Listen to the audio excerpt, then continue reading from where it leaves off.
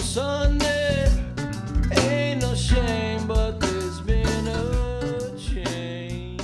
The American Craftsman Podcast is proud to partner with Montana Brand Tools.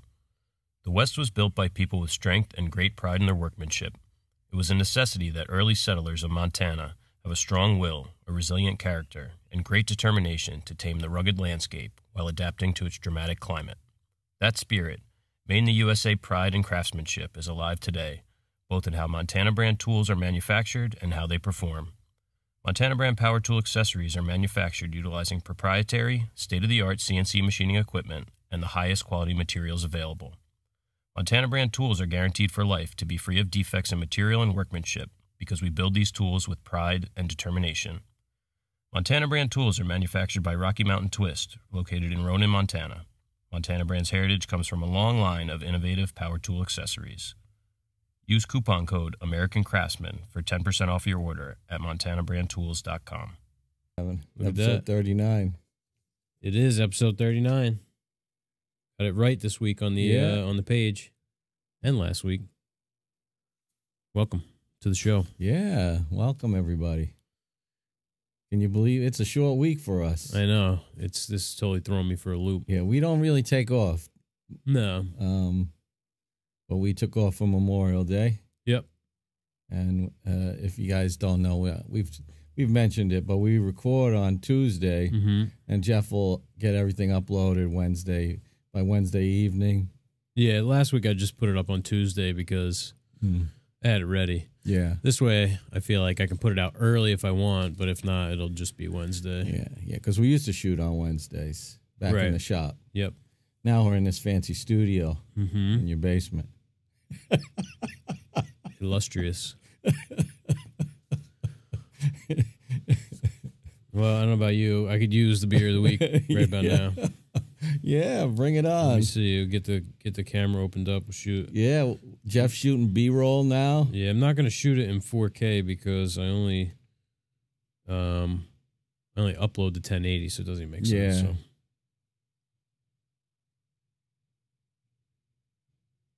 Well, here we go. Look at that. Woo, bottles this week. Sol Cerveza. Desde, 1899. Original de Mexico. Right on. These are leftovers from yesterday. I went down to my buddy's, and this is what I brought. We got to bring Keith's bottle opener over here. Yeah, that's right. So kind of just your run-of-the-mill beer. Stepping back into the box this week, I guess. Let me see if I can. 12-ouncer. Yeah. See if I can get a video of pouring the beer. It's got a nice golden color. Yeah. Yeah. Beer of the week. Get a nice view of the blanket over there. Even my wife wanted to know what was beer of the week.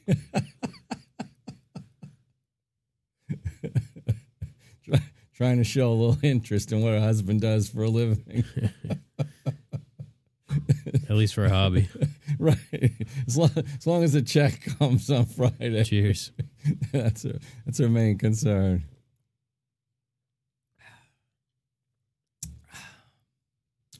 Cold, easy drinking. Yeah, pretty good. Yeah. This it always reminds me of like a Corona, but not as like bad. Not as pale. Yeah. All right. Well, woo, doggy. Tool of the week. What do you got? Tool of the week. I'll start this with a question. Do you know what an eponym is? I should hold it this way. I do now. For those of you out there who don't know, an eponym is one of those. It's a word that means like when a brand name becomes a generic name, like Kleenex, instead of facial tissue. Band-Aid instead of adhesive bandage. Mm-hmm. So I knew there was a word for it, but I had to look it up. I don't want to make it sound like I know everything. That's a noble thing to do, is to look it up. Sometimes my wife accuses me of that. She's got 3 mentions already. This is a Vicks bit. And this one's from Montana. Mm-hmm. And Vicks, V-I-X, is the company's name, but it's a self-centering bit. And yeah, well, the company that has taken over the name. Yeah. That's in Montana. Yeah. Yeah. Did they invent it? Did the Vicks company invent it? We don't know that. But it's a self-centering bit from Montana. Mm-hmm. Theirs happens to be, in the line where it's reversible. And the cool thing is you can change out this head with the Allen wrench that's right in the whole little kit. It's really this cool self-contained thing. So these things are invaluable. Like if you're drilling hinges, especially anything that's like metal and it has that countersink. Yeah. It centers the pilot hole right in the middle. It's a no-brainer. It's got a little spring action, so you press down, and it's really hard to see, but on camera. But this piece retracts, and the little bit comes out, and so you could actually set the depth by changing on these, where you kind of got the bit being grabbed by that screw. Mm-hmm. And it drills a perfect little centered countersink. Yeah, when you're like putting in hinges and stuff, if you're using just a drill bit, you run the risk of putting the screw off center, and then it wants to pull your hinge in a weird direction. Yeah, because even just that little bit, especially if you've mortised it in, you're taking the time to do that really succinctly and neatly, precisely. What other word could I use? And these are from our good buddies at Montana. Mm-hmm. Made in Montana. So we thought, why not throw them a plug as well? Mm-hmm. And we use these, all the time, through every application, really. Yep. Yeah, just used it for for those hinges on the Dutch door. Mm-hmm. And if you don't listen to the beginning of the podcast, American Craftsman, use that code on Montana's website. You get 10% off your order. Yeah, that's very cool of them. Mm-hmm. And they're, well worth it. I don't know what the price is individually for that, because we got it inside like a little box kit, didn't we? Or no, that came in. No, that one came separate, I think. Yeah. Maybe I don't know, $25, maybe $30. But it's gonna last you many a year. And in fact, even if the drill bit gets a little dull, you can swap that drill bit out. Change out the heads if you're using square drive, if you're using posi. Freaking $12. Huh. 2 for $25. Yep. And they're selling them at Woodcraft now. Yeah, try and buy direct from Montana if you can, I guess. But nice. And so they have a replacement, 2 bits, replacement bits, $1.99. Oh my God. I used to use a different brand of self-centering bit, and they want like $20 Yeah. 2 bits. I used to just buy another set of bits because it's cheaper. So I have like 20 of them. Yeah.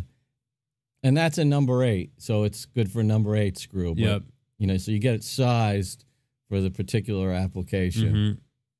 Yeah, I've got them from like not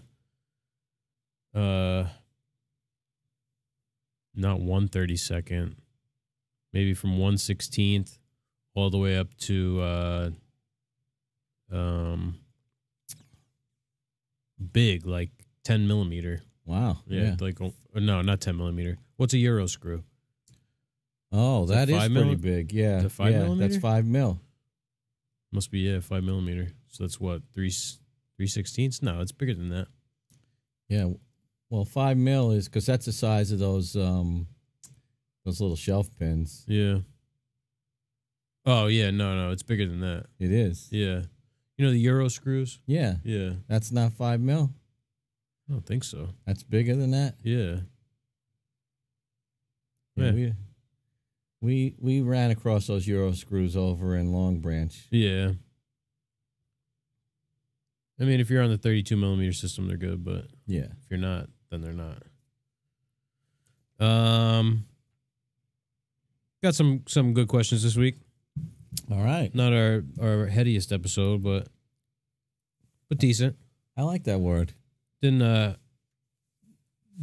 get the thing up very early to ask for questions because I got home last night and I'm like, oh shit, tomorrow's Tuesday. Yeah, so we're going to blame you. Yeah. All right. I'm used to that. Somebody's got to take this the blame. house. That's right. Under this roof, you are the blamee.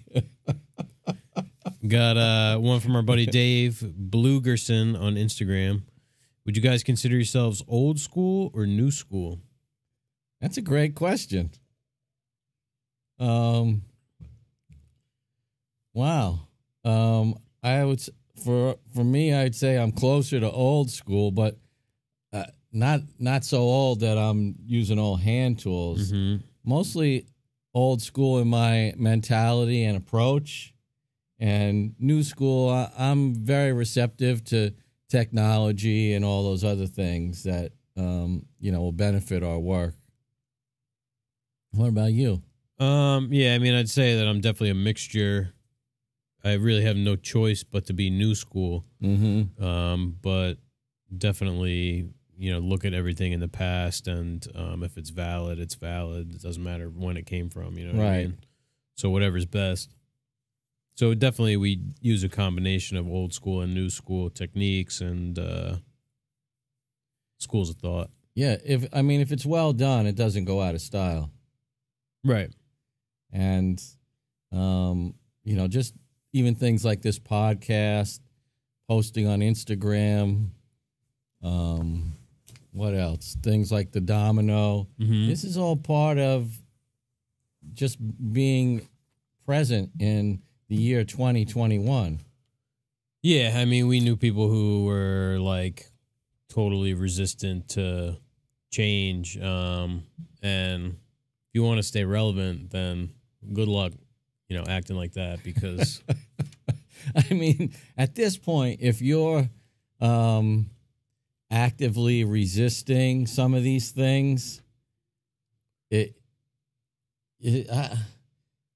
would seem, you're sort of like making yourself an outcast in several ways. I mean, what is the point you'd be trying to make if you were just digging in your heels? Right. It's just a weird display of stubbornness. Yeah. Because there have been improvements. Just because it's new doesn't make it bad either. Right. And just because it's old doesn't mean it's classic and vintage and time honored. Right. It could just be old, and now we have a better way. Yeah. Like what are some ideas on that? Like I would put the domino in that category, right? I mean, the loose tenon is a classic example of joinery, and to me, the domino is an improvement on that. Yeah, it's it makes it easier. Right, makes being able to do that sort of joinery faster. Therefore, a shop like ours can bring the price down because we're bringing our time to build it down, and it makes our product more accessible to more people. While still, giving them the benefit of, hardwood and classic design and things like that. Yeah. All right. You want me to read the next question? Yeah. This is from Corey, who's CT Woodwork on Instagram. Are you wearing Corey's T-shirt? Yeah. He's in Patchogue, Long Island. Mm-hmm. And for starting a new project, how long do you wait for lumber to acclimate in the shop? So Corey wants to know. We talked about this a little bit, maybe 2-3 weeks ago. So we like to, we try and usually start a project on a Monday. just so we can build up a head of steam. So at minimum Friday, we're going to bring stuff in, and we're going to mill it slowly anyway. So I'd say at minimum, 3 days. Yeah. We're starting with kiln dried wood. Yeah. But it's sitting in a shed that's outside. I mean, it's got doors and things like that, so it's not getting wet. But temperature, humidity, it's subject to all those swings. Yep. And our shop is fairly well climate controlled. So that's a benefit, like, because it'll go from a finished piece in our shop to a climate controlled home for the most part. In the olden days, here's another good example. My shop was just basically the same as the shed as far as what I could do to, keep the humidity and the temperature under control. Whatever was going on outside affected me inside the shop. And so when it got to the client's home, that was really the first time this piece went into this drier, for the most part, climate-controlled space. I mean, I always had heat, but so I didn't have to deal with that. There were times where I'd have to go back 2 or 3 times on a job at the beginning of a job, and I knew this would happen. I'd tell the client and have to shave drawers, sometimes drawer boxes if it was a piece of furniture that didn't have drawer slides. We'd have to do the literal sides of the drawer box. Sometimes it's either the face frame or the drawer face, a door. Yeah, I wonder how long Corey waits, because he does a lot of work in hardwood. I've seen. Oh, yeah. He's posting on Instagram. Yep. Yeah, let us know, Corey. Yeah, he's going to be getting into a barn door and an exterior door, I think he was just telling me. Yeah. We could have, we should start thinking about having some kind of a patrons gallery. Yeah. Patrons want to send us photos. We could, post 1 or 2, every week. You have to be sending a lot of pictures to keep up with that. They have it. It's called Instagram. They're curating their own galleries. Oh, yeah. You mean somebody thought of that already? Yeah, Facebook. Yeah, I'm just curious. I'd like to see more of, I do follow Corey on Instagram, so I guess I see everything he's doing, and is interested in posting. I guess I was just thinking out loud, saying it'd be interesting to see what everybody's up to. It's tough too, because sometimes you don't see. Sometimes people put stuff up and you don't see it because the algorithm doesn't want you to see it. Yeah, we got one coming in here all the way from Sao Paulo, Brazil. Wow, from Marcelo MF Cozy COSI on Instagram. Yeah, how deep should a bow tie on a board split be? Yeah, on a split board. Well, the bow tie is going to be a little bit different from like a Dutchman. It's going to be more structural, right? A Dutchman's more what we would consider a patch, and then you mean like a butterfly where it's looking for a structural piece. Yeah, like to keep the crack from continuing. Yeah, I would like it to be as thick as possible. I'm going to say possible. Maybe the full depth of the board, the full thickness of the board. If the split doesn't show through on the backside, maybe, just leave that intact. What do you think? I mean, this is just speculation because we don't really work with wood that would need a bow tie, because we're working with surface, with dimensional lumber. I'm going to say it's probably got to be at least 2/3 of the way. There's the problem with going all the way through is how do you get that to match up? And then if you chop straight through, you're going to blow out on the back. Yeah. And usually put a little bit of a taper on it so you get it to wedge in there. It in. But yeah, 2/3. Yeah. Half or more. Yeah. But something substantial so that it doesn't fail, I suppose. I wonder again what Marcel is doing. I think a lot of times if it goes through, you might put one on each side and you know, not necessarily in the same spot. Yeah, that's a good idea. As long as you're not using that slab stitcher thing that's like a router template and then they come with the bow ties pre-cut. God, please don't do that. Nobody. Are you against that? Yeah, that's so bullshit. Is that new school? That's just hack school. Like poor George Nakashima is rolling in his grave. Yeah. Watching people use a router jig and like a bow. Does it get any easier than making a bow tie? Just cut on the bandsaw. No, it's a good handy shape that works with itself. Yeah, it's supposed to be irregular. Yeah. Not with rounded corners and a rounded center. Yeah. So George, he Mr. Nakashima, he really popularized that for most people in their, knowledge of that application. Well, yeah, I don't think he gets I think most of the people don't know who the hell he is, but that's kind of where, it digressed from him.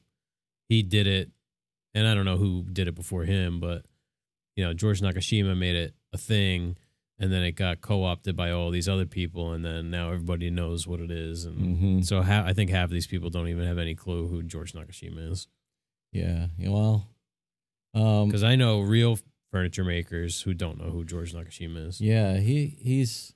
Is it his daughter that's... yeah, Mira. Got his shop open, and people can visit. It's in... where, Pennsylvania? New Hope, Pennsylvania. And we've been talking about taking a day trip out there. Yeah, they're probably opening back up. I know they've been closed. But... Yeah. I keep forgetting about that. Yeah. We're in a worldwide pandemic quarantine. Yeah. You could tell Jeff and I have lived in our own sort of bubble for so long. We forget the world. Yeah. It was zombie apocalypse out there. You know, what's funny is that when Christopher, my old apprentice, used to work in the shop with me, he was just a high school kid and a junior high before that when he started. We used to talk about it in a joking way about the zombie apocalypse and how we were going to be prepared for it because, we were always making gadgets and things like that, like our silly little blast gate thing that we did. And we said, we're going to be ready for the zombie apocalypse. Who knew? I had my doubts. Yeah. You know what I'd have trouble with? Growing a garden full of food. I used to think that would be the easy part. Those zombie people are on the fringes now because they've adopted some other wacky ideas. Them, I think. Yeah, that was good. I like this next question. How do you guys deal with friends and or family when they ask you to build something? That's Brian, Gray Point Woodworks on Instagram. I wonder if he's faced with this question. Yeah. We spent a lot of time on this maybe, 10 episodes ago. Basically just saying no. Yeah, that's because otherwise if we're hemmed into it, we're going to consider it a gift. I mean, yeah. Right? So basically the only way I'll do it is if it's for free and I have total control over what it is and, like, okay, you need this, well then I'm giving you whatever I want to make. Right. It's not like, it's like you don't go to somebody's house and they make you a sandwich and you're standing in the kitchen. Well, actually, can you put another couple of slices of salami on there? I don't like romaine lettuce. Do you have... No, listen, you get whatever the hell I'm giving you. Chef's choice. Yeah. So if you want a sandwich, you can have this one. If not, fuck off. There's a deli down the street. No, you want to pay for a sandwich? You. Yeah, go pay for a sandwich. You can get whatever the hell you want. But here, you're getting whatever I make you. Yeah. It's just, we don't ask other people to do their profession for free. Yeah. Or for a heavily discounted rate and then micromanage it. The other thing is when we're spending our time doing that, We can't make any money. Oh, yeah.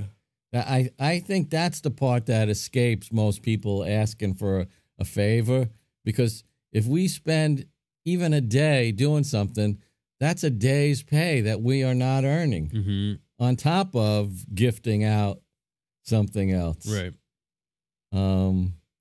So it's just not possible. Like if we had family that were accountants, would we want them to do our books for free? No, there may be some type of barter or something, but yeah, certainly not for free. Yeah. It'd be nice though, wouldn't it?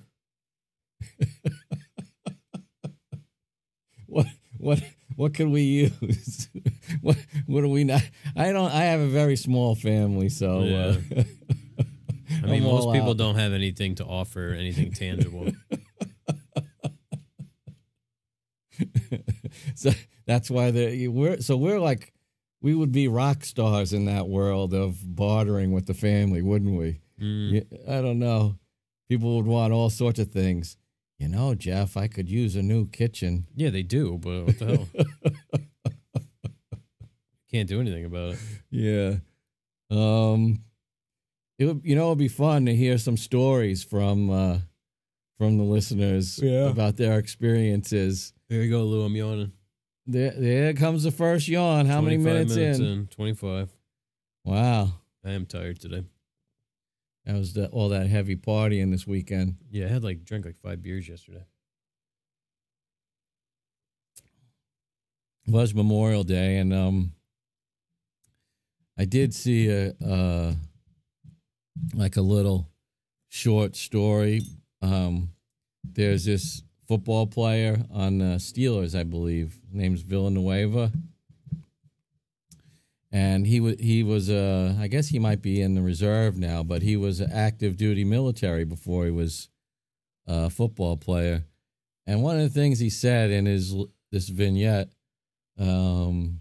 struck me. He said, most people think of Memorial Day and they think of getting together and cookouts and everything like that.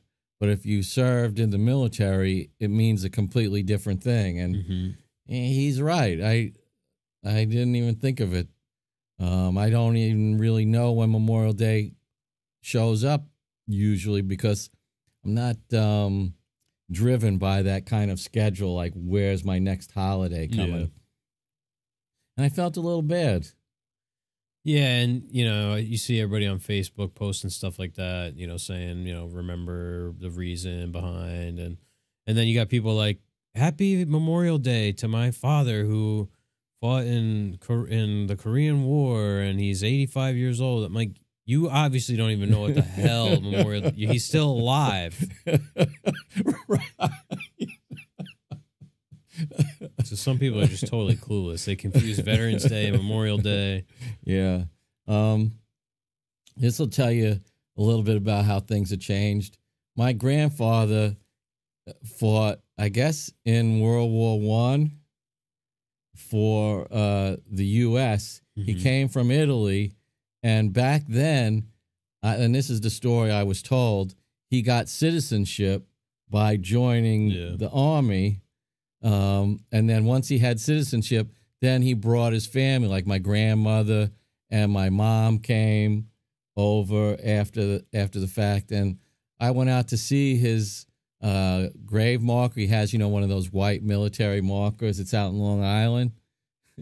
And I didn't realize that your spouse also gets one. So I'm out there. And now I grew up living with my grandmother, and those were some of the best years of my life. So I loved my grandmother so much. And this was the first time I saw her grave marker, too, because I was living out west when she died as a kid, and I didn't go back to for the burial. I was 12. And so it says, Antonio Baroni, and says his service thing. And my grandma's stone, it says Anna, his wife. I said, that's it. That's a legacy. That's all my beloved grandmother got, was his wife. Oh my God. I never met my grandfather. He died before I was born. I had heard that he was heavily affected by the war. You know, like like terrified when there would be thunder and things like that. Yeah, shell shock. Yeah, yeah. World War I was a rough war. Oh, yeah. It was. I mean, the introduction of all those weapons, people were not ready for that. They, the machine gun. They went from like mustard gas, standing in rows, to being in trenches. Right. Or all the artillery and shit. Yeah. I mean, I get that was a thing before that, but still. Oh man. So, yeah. Well, that was a small sidetrack, but friends and family. Yeah, we try to avoid it whenever possible. Yeah. And every now and again, if somebody's persistent, in the past, I've just told them what the full price is, and then they stop speaking to me for like 7 years. That sounds good. Yeah. Oh, you want me to build you 2 bedside tables? All right. Let me work up a price for you. It's going to be $9,000. I'll give you a good price on the material and labor. I'll knock off 10% just because you're my favorite cousin. Yeah, and you know what else happens after that? Then they think I'm cheap when I don't want to like give their kids presents and stuff like that, or I don't, come showering with gifts all the time because they think we're loaded. No, that's just what it costs. People don't have any idea about what we do. Yeah, the other thing is by doing it for free, then you kind of make people feel a little bit guilty, and then they stop asking because they don't want. Nobody wants to, get a bunch of stuff for free. Hopefully, it just makes it easier because then you could do it, how you want. If it takes you 6 months, that's right. Woodcraft. Every time I go on the Woodcraft website, they email me. Did you see something? Come back for another look. How the hell? I knew a guy It's the damn cookies. Took 20 years to make a chest. Still came out like shit. Not the part I did. That's true. It wasn't. He was upset that the person wasn't ecstatic about it. Yeah, it wasn't me. I'm just saying I lent a hand there watching somebody flail. I know I promised this to you 16 years ago. Can't see why you're not head over heels praising me for finally making it. Oh, yeah. I like this one from Corey, CT Woodwork. All right. What tool has opened the most doors of opportunity for you? Oh, that's easy. Yeah, doors of opportunity. That I don't know, but I have an answer for tool that's maybe been the most versatile or helpful. I hope I don't steal yours since I'm going first. You're probably gonna, but as far as me, opportunity, I'll use that word. It's been the drawing program. And for me, it was SketchUp when I learned SketchUp.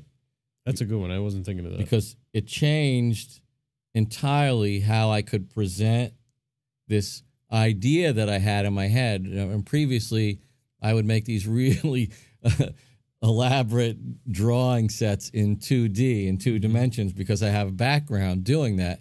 And I really loved drawing those out. But people had a hard time translating those things. For me, it's hard. Because they don't translate to the layman. You know, it's they're fabrication drawings for the most part. Especially like a plan view is like totally right. Like a plan view of a kitchen to me, it's like it's might nothing. as well don't even show it to me because so SketchUp changed everything. Not only could you make these 3D models where it was color, and they didn't even have to be like super involved. It was just you could navigate through the drawings, and I didn't have to talk so much. Mm-hmm. You just brought it in and let the pictures do the selling for you. So what's your idea? So mine's not doors of opportunity, but I was going to say the track saw has definitely, been one of those tools that really sort of changed the way I worked and opened up, possibilities and ease of use. And Corey and I were talking about the track saw. Might have been last night. He sent me the new Woodpeckers Tapering Jig. Oh, I'm like, I just use a track saw. Yeah, I haven't used the track saw more than, let's say, 20 times because I didn't own one. Uh-huh. But I love the track saw. We used it a couple of times just last week and finishing up some of the things on the case of that coffee thingy. And it's just one of those tools. Yeah. That it can do things that other tools can, but frequently when we pull it out, it's the best tool that really no other tool is going to do as well. Yeah, like rather than bringing the work to the tool, you're bringing the tool to the work, and it's like, I need a straight line. Just put the track down. You got a straight line. Right. Wherever. From A to B, if it's on an angle, whatever. I mean, now, being able to cut a straight line is so important, accurately and easily, and dust free. It's just that's the thing. It's like people have been using a circular saw and a straight edge guide for I don't know how long. Yep.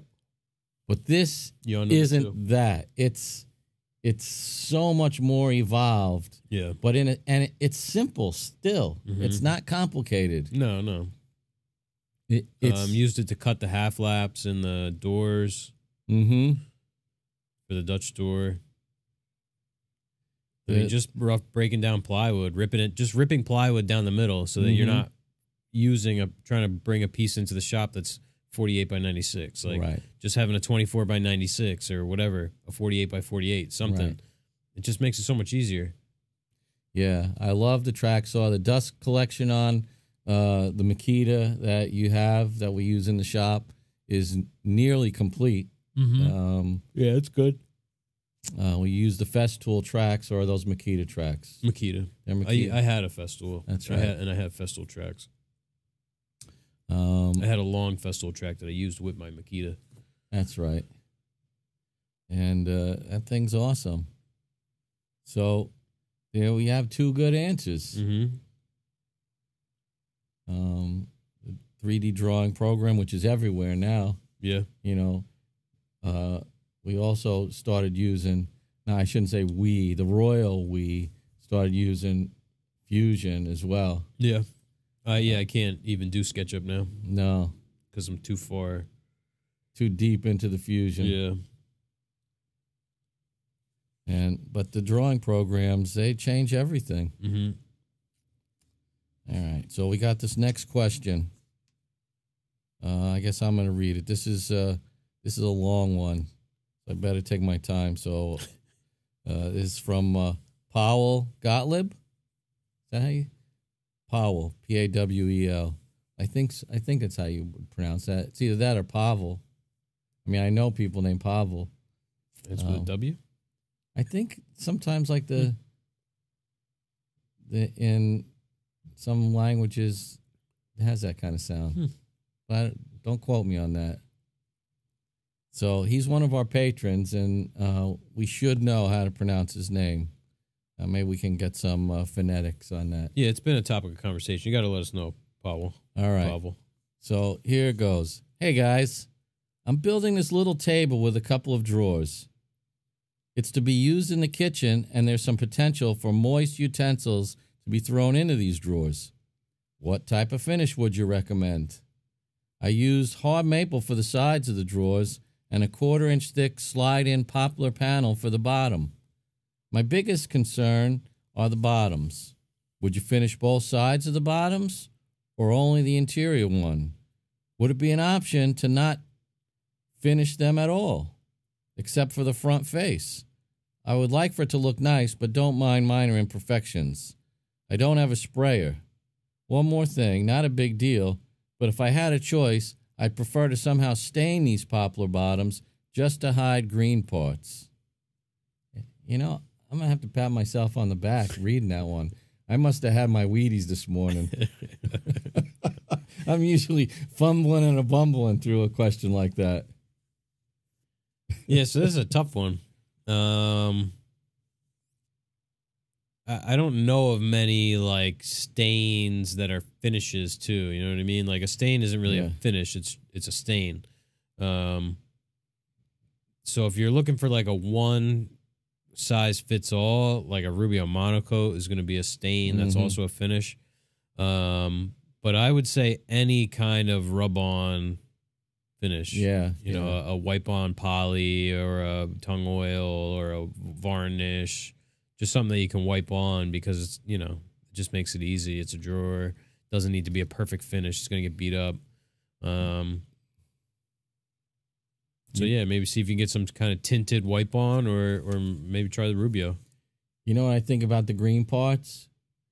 The drawers are going to be filled with stuff. I think it's not going to bother you. Yeah, and, you know, poplar was used extensively as a drawer box material in the past, and you know, those just had clear finishes on them, if they had any finish. So, yeah, I wouldn't worry too much about the green. And what do you think about finishing all sides of the bottoms? Yeah, you should always finish all sides of everything. Yeah, that's it. You'd be running into a little bit of problem, especially if there's moisture involved. Yeah, you just, you know, you have one side that's sealed and one side that's not sealed. You're opening yourself up to, you know, getting disproportionate movement and stuff because the unfinished side is going to be taking more and the finished side isn't going to be getting any. Yeah.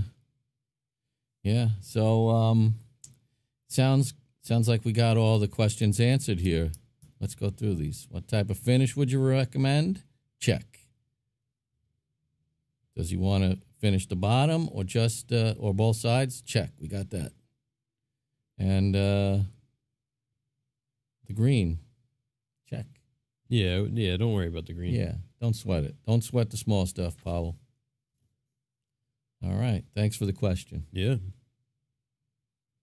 I got another one here from Chris. Do you have a favorite YouTube channel for woodworking? Someone you think is talented? From Chris C. Dubrisky on Instagram. Well, for me, I don't go on YouTube for that kind of stuff too often. You're going to have a really good answer for this. You'd be surprised about that. Surprise me. Now, I know he doesn't consider himself a full-fledged woodworker, but he's very talented, and he's really artistic and versatile. And so my favorite YouTuber is John Peters. I follow him on Instagram. He's one of the few people that I'll watch a video and be entertained by, whether it's him showing off some of his artwork and the installations he's done, or a tool, or chopping down a tree. I like his stuff. He's got a great way of presenting, and after getting to know him, that's probably part of it. You know, like when you watch somebody on TV, you feel like you know them. Well, since I actually did get to know John, watching him is more enjoyable. Yeah, because I could kind of catch maybe some of the nuances of what he's saying and doing. Yeah, John was one of the first guys that I started watching on YouTube. You know, whatever it was, 10 years ago when I started doing finished carpentry. I honestly, I don't watch a lot of woodworking on YouTube. Not like where I subscribe to someone and I watch all the videos that they put out. Because honestly, I don't think that there's a lot of like really, well, maybe that's not true. I haven't found a lot of really skilled woodworkers that I really like. I like Paul Sellers. Let me see here. I'll go to my subscribed. Got Ramon Valdez in there, John Peters. I like Keith's videos, 2-Bit Woodworks. William Eng, that's NG. This is the Greene Street YouTube, so I'm not subscribed to a lot on here, but these people stand out the most to me. I pulled it up because I forgot the name, and actually I'll subscribe on here. It's Doucette and Wolf, DOUCETTEANDWOLFE, and this guy is in Maine, and the stuff that he builds it's incredible. Lot of hand tool work, which is, you know, impressive, but not always relevant to. That's like Paul Sellers. Paul Sellers does everything with hand tools, and I like watching the videos, but they're just not that relevant. Yeah, you see, this guy does all. Yeah, flattening a board with a hand plane. Yeah, it's, you know, does everything with a smoother for finish. And he's using, you know, like a mortising machine and stuff. But yeah, this guy's really good. Trying to think of who else. I mean, I watch all kinds of stuff on YouTube that's not woodworking. I'm more of like, need something specific, I find it on YouTube. Not so much, you know, subscribing to woodworking channels per se. Right. There was one guy he used to have a show on TV. See, I'm more of a TV guy. I would like these little TV shows. David Marx is his name, and he had a show for a short while on TV, and he does classes. And I found him a really good mix of something that was kind of practical to what we do. Yet, you know, his specialty is more like gallery pieces. Yeah. It looks like he does a lot of wood turning. Well, I don't know. I haven't seen his TV show for many a year now because it's just not on. I mean, it could be 10 years since he's been on television. But he had one of those little half-an-hour TV shows on PBS. And one week he'd make like a desk. Yeah, mission-style ottoman, arts and crafts nightstand. He might use like knockdown joinery and parts of it, while on another piece he was, you know, laying up these veneers in a four-way pattern. You know, so it was a cool mix of him displaying his real craft and talent and making it practical to the application. So he was pretty cool. Yeah, I know that name, David Marks. I think I might follow him on Instagram. Corey's got another good question here. What's your favorite stage of a project? I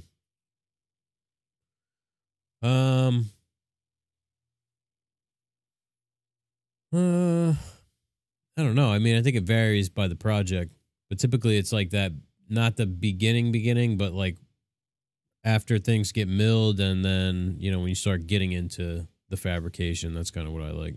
Yeah. Mine is the beginning. Like really getting into the design. You got that design done, and somebody gives you a check, and not for the money, but for the validation, I'm going to say. I'll have to admit, it's, okay, we came up with this idea. We created it. You know, what is the saying? You know, we spun it from whole cloth. Is that what that means? Where you made it from nothing? And somebody buys it and go, all right, I believe in you guys. Make this thing for me now. That's the most satisfying part of it. We could just have a business where we just do that. After that, there's just more anxiety now trying to produce it. Yeah. I mean, not that we can't. It's just, you know, now comes the, all right, you know, prove it now. And also, you know, it just goes back to my sort of my intrinsic skill set is mainly in design. That's what I bring to the table mostly is that sort of creativity and thought process, and less so as far as the mechanics of making it happen. What about you? You want to expand on your? Yeah, I mean, I was gonna say, like, to me, the design, because I'm not a very apt designer. To me, that's not enjoyable. That's where I get the anxiety, is trying to make something design something that's unique and fits the scope of work and the function. And to me, that's the hard part. But then the actual doing for me is the easy part. Yeah, like doing all of the building, and it's a great mix. Like, yeah, this is one of the things I love about working with Jeff. Now, we had one of the last things that we were waiting on was to put the crown on top of this cherry piece. Now, I've done that 100 times, and I could do it if I had to. But Jeff, I know, is great at it. And so I could turn to Jeff without feeling embarrassed about it and say, Jeff, would you do this? But Jeff knew already. He knew. So he just volunteered to do it. But that's what it makes, it's part of what makes a good partnership. Yeah. Yeah, I mean, we got to play to our strengths. It just makes sense. We need a tree design. Rob, they need a redesign on this tree. Okay. Yeah, because I'm going to sit there and scratch my head on it for 3 fucking days. And, I'll give you 30 minutes and it's done. It's wonderful. Well, the trunk is a little too long, and I gotta. I got it. That's the easiest part. Like when you come up with something, and then they give you like 3 or 4 little suggestions. It's so easy then to. Yeah. It's like, all right, I know you like this, and this is the part you want me to amend. Mm-hmm. That's easy. Let's do that. You know what else is? It's a melancholy feeling. I'm going to say this. When you're driving away at the end of the job, it's delivered, it's put in. We've kind of hemmed and hawed. We didn't want to really leave our baby there in its house. Mm-hmm. You always want to spend another day or another week, another 2 weeks. Well, we could just. You get attached to them, don't you? You take a few pictures, you bid your farewell, and then you always wish you had a few more pictures of it. And this is the part that has always haunted me. A lot of the things I've done, I don't have good pictures of because the space isn't finished. Yeah. You put it in, and then it's sort of in this 90% finished space. Like one thing that comes to mind is that that piece we built for Nora and what's her husband's name? George and Nora. Yeah. That is a really, really nice piece. Credenza with the... you did that sort of rib pattern on the cherry doors. Mm-hmm. But the pictures I have, like there's a wire sticking out of the bottom. The columns aren't done. Yeah. It's kind of it's that kind of mess. Yeah. Remember the designer on that job? Yeah. If there was ever an example dragging your feet of somebody who was less qualified at what they do than we are at what they do. Yeah. He's probably overworking with Tom. Exactly. He's like, that's why I didn't step out of my box, because I'm not. I wasn't king of the mountain on that one. We got this pencil drawing that was so, childlike just and indecipherable. Yeah, elevation view of a totally boxy credenza on graph paper. So it's just like you couldn't even see what the hell it was. Yeah, there was nothing there. Oh man, it's funny because that wasn't the only time where somebody has a designer and then we sort of get involved. We show them what we do as designers, and that other person's no longer on the job. Yeah. Yeah, well, there's a distinct difference between an interior designer and a furniture designer. Right. They're just not the same. They're not even remotely the same thing. Right. We don't design rooms with color palettes and and accents and things like that. You ask us for a specific piece of furniture that functions one way, looks another way. That's what we do. And that's a great distinction, because a lot of those folks, the interior designers, they're designing spaces and they're just pulling in, pre-made pieces and plugging them in.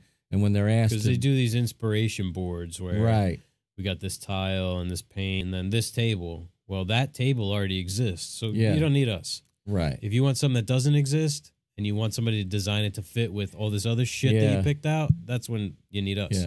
Yeah. Because you can't do it. Yeah, that's why we're really lucky with the relationship we have now with the designers. It's a real collaborative effort, which is, I think, hard to find in any trade. And we got lucky. Yeah, I guess they got lucky too. All right, so that's our favorite stage of the project. Got one here from another patron, Midnight Maker. The Midnight Maker. He's got a YouTube channel. He makes some nice craftsman style stuff. Green and green. Did you do green and green? It was all craftsman. I think craftsman. I'm a CNC operator by day, and I'm often cutting parts for cabinets out of walnut Euro ply. When determining how they get edge banded, I usually try and orient them so any cathedrals are pointing up. On a previous podcast, you had mentioned very quickly cathedrals up. Can you elaborate on that? Yeah. Well, cathedrals are those arched patterns, those grain patterns in the wood. And up means sort of like those cathedrals in a frown shape, right? So like the peak is they at look the top. like a hill, a mountain. Yeah. I'm not sure there's any hard and fast rule that says that, except it just looks better. I mean, it looks right for some reason. Yeah, for cabinetry. Right? I think there's probably situations, you could hear Krenov talk about this, and having it maybe go down in certain situations. But in most situations, for a panel or for like the side of a cabinet, the cathedrals want to go up. Yeah. And to your point, when you're looking at the piece in total, whether it's like an individual piece, it might mean one thing. If it's sort of like a suite of cabinets, like a kitchen or a bedroom or something like that, you want to look at the entirety of that. What would you call it? The landscape that it's creating, and see which direction things should go. Yeah. Yeah, and it gives some continuity by purposefully putting them all in the same direction. It gives a sense of sameness, Right. This one goes up, this one goes down, that one is going 45 degrees. Yeah, a lot of that is like it plays into what your brain does and how it interprets stuff. It's like, where does your eye get led? What does it want? What does looking at this make you look at? And so you're following these lines. It's just one of these innate things that you do when you're perceiving something with this kind of detail in it. And typically, I guess you want the movement going up. I'm sure there are times where you'd want it going down. I just can't really think of anything right off my top of my head. Yeah, I don't know. Maybe you had some type of very long door, and you had at the top was going up and at the bottom was going down, so like a book match in that direction, kind of thing. That might look cool. I guess like a four-way match too. It's gonna automatically do that. So do you think we've been able to explain that? This has. Yeah. I don't know how much more we could elaborate on it. Maybe it's just one of those kind of unspoken rules. Yeah. We kind of more just do it, and that's the way we do it. We don't maybe really know a whole lot about why. I have to go back and look at my kitchen. Now, I made my kitchen cabinets when I was learning how to do this, and I remember thinking, which way are these supposed to go? I think it might have a door or two where the cathedrals are pointing down, only out of just not knowing which way they were supposed to go. And just saying, oh, hell, I'll just pick one, you know? Yeah, I mean, sometimes when it's a very, like a wide cathedral, going down doesn't look so bad. But when they're very, when the frequency of the wave is really short, it looks weird going down. Yeah. All right. Page 2.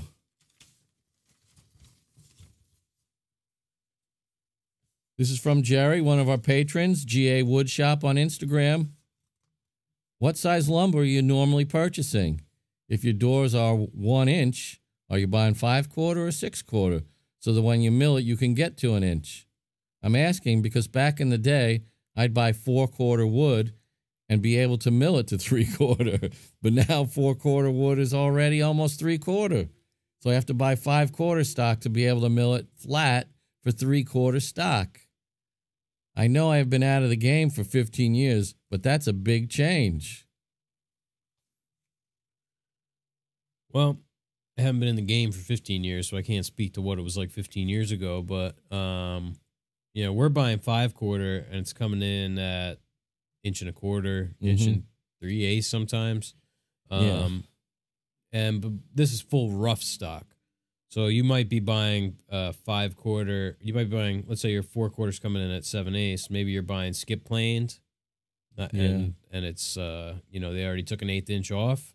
But your rough lumber should be true to those numbers of 4/4, 5/4, 6/4. Could be an issue with the quality of the place you're buying it from. Yeah, but definitely. we have great results. We rarely get a board that's not able to meet the thickness. We rarely get a piece of 5/4 that doesn't end up 1 inch. Yeah, only when they're very long. Right, that's what I was going to throw in there.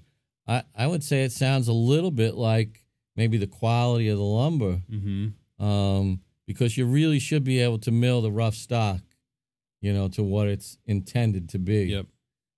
If not, I would question your supplier. Yeah.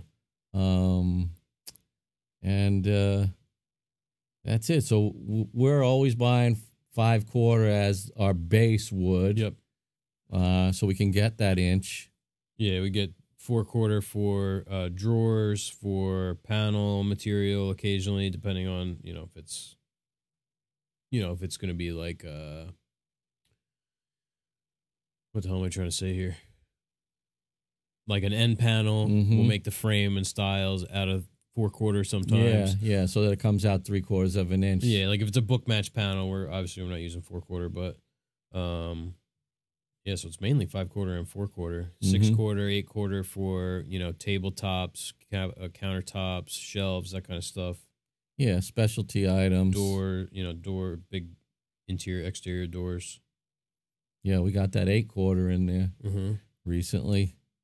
And just a quick aside for those that don't know or might not want to ask, the 4/4 means 4/4 of an inch, means 1 inch, and typically that comes rough 1 inch, so that it's intended to be milled to 3/4 of an inch. Right. And up the chart, 5/4. 1.25 inch thick, intended to be milled down to 1 inch. Yeah, sometimes 6/4 you can get away with like 1 3/8. Yeah, I mean a lot of times our 5/4 is going clean at 1 1/8. Especially if it's not such a long piece. Yeah, if you're breaking down like door parts that are 28 inches, 29 inches or something, it's very easy to clean those fast. Yeah. And I think that's about it. Yeah, I'd say, I wonder what grade lumber he's purchasing. I mean, we get FAS, which is accepted in Walnut, which has its own ranking, like the Korean grocery store. that separate all the best pieces of fruit out. That's a little different. That I understand. FAS is really like the highest grade, I guess. Yeah, the highest of the, I guess, officially recognized grades. Right. Not talking about like the quilting and things like that. I don't know if like the lower grades can accept more cupping or if it just has to do with the facial features, like knots and imperfections. Yeah, I don't know. We I should think check they into maybe that. look at the grain structure and they can sort of predict how much things are going to move. That's it. Yeah, I mean, I think whoever is doing the milling is, maybe taking too much and then stuff is sitting around and it's moving a lot. Yeah. I mean, everything is going to move. Things move however much they're prone to moving. Like a board that you mill and it moves a lot, that board is predisposed to moving a lot. Yeah. And a board that doesn't move a lot isn't going to move a lot. This is getting convoluted with the whole I'm saying, but you understand what I mean. I do. You mill two boards, one moves a lot, and the other one doesn't move as much. Well, the one that doesn't move as much is never going to move as much as the other one. Right. Just because it has to do with the tension in the wood and everything. So flattening out that really movable board is a temporary state. Right. Like they took a piece of wood that was going to move, and then they milled it to get it flat because it was already moving from being milled. So they took off 1/8 an inch to get it flat, and then it sat on the shelf and it moved again. So you can't get your full thickness out of it. So maybe it's that. I don't know. Back in the old days, me and Jerry must be old timers. I didn't know about, milling all my wood from rough lumber. And I bought S4S, like I guess most people who start out green. But I found that when I needed to joint the boards, you couldn't maintain that 3/4 of an inch when I wanted, when I bought 4/4. And there were way too many instances where I was having a twist or a cup in a board. And so I was sort of forced into learning how to mill my own lumber because I couldn't maintain the quality. Yeah. And, things that are being run through a 4-sider, I don't think they're ever going to be as flat as something that you do yourself on a joiner and a planer because, they're being forced through with rollers and shit, and they're being conformed into this space where, unless I don't understand how those machines work, I don't know. I've never seen the inner workings of them. I'm just assuming. It's like using a power feeder on a joiner. It just doesn't make sense. Yeah, there's a finesse to it. Yeah. And then they're stacked up, so the weight will kind of keep them in line until you pull that board out, and magically it goes where it wants to go. Yep. So I think that's going to bring us to a close for this portion of our podcast this week. Yeah, we got Colin's question here, which we're going to do on the Patreon. Going to pick our question of the week that we're going to talk about on the after show. It's from Colin, one of our patrons, Beaver Badger on Instagram. Tell us more about the Dream Custom Compound. Oh, We were talking last week about a Greene Street compound and what that would entail. So that's what we're going to talk about. Yeah. Right after this. 4-wheelers. That hadn't even crossed my mind. Oh, forget about it. I got a big imagination. What'd you think of the beer? I liked it. I drank it pretty early on through the podcast. It was good, easy drinking. We're not big drinkers. You were loading up on beer this weekend. No, not really. I had a couple beers yesterday. Yeah, we drink. A typical week for Jeff and I is one beer. Yeah. I got my drinking over with early. Yeah. We both went to college, and if it didn't teach you anything else, it taught you how to drink. And worked in restaurants. That's right. Where usually the drinking starts before the shift is over. So we both went to drinking school and got our master's degrees. Yeah, I might have taught a few classes. But you know what I could tell? It has a lot less alcohol than some of those boutique beers we've been drinking. Yeah, it's like 4. Those craft beers. It's over there. Yeah, 4.5% maybe. It's just like a regular beer level of alcohol. Yeah, I can't even notice it. Whereas, you know, plus it's only 12 ounces. There you go. So it's 25% less and less alcohol content. Yeah. So you drink a 16-ounce beer that's 9% alcohol. Well, then that's like you drank like 3 of those almost. Yeah. There you go. Yeah. And that's what it would feel like sometimes. Yeah, like I drank like, I don't know, 5 of those yesterday or 4. And I didn't even. Yeah. But sometimes I drink one here and I'm like, not drunk, but like I could, I could feel it. You get a good buzz. I can feel those 16-ounce craft beers, the heavy alcohol ones. Yeah, I go home and I'm like, oh, dang, I got to take a nap for dinner. I got to go to the dentist tonight, though. Healthy I can't be dinner, that around. doesn't sound good. Like, where's the pizza? Yeah. All right. So we're going to thank our gold tier, silver tier. Oh, yeah. Gold tier patrons, Jerry Greenan, David Murphy, Manny Sirianni, Dustin Fair, Adam Pothast, David Shoemaker, and Colin Lai. Thank you, guys. Much appreciated. We'll catch you guys next week, episode 40. Yeah. We might have to start calling them our platinum. Our platinum Patreons. Sounds. So does everybody get an upgrade, and then we? Yeah, then we just create one at the bottom. Or force everybody to upgrade. Yeah, that's what American Express does. Yeah, I forget what I have. We have the blue card. Oh yeah, the it's bottom free. One. Yeah, they're like no fees. They always send you the thing like for the black card or whatever, and it sounds cool. Then you look and it's like $750 a year. I'm like, they have spending minimums on those. Yeah, you have to spend $25,000 a year. I'm not spending. I get a free credit card. That's it. Because I know they're going to get the fees from the point of sale and from you.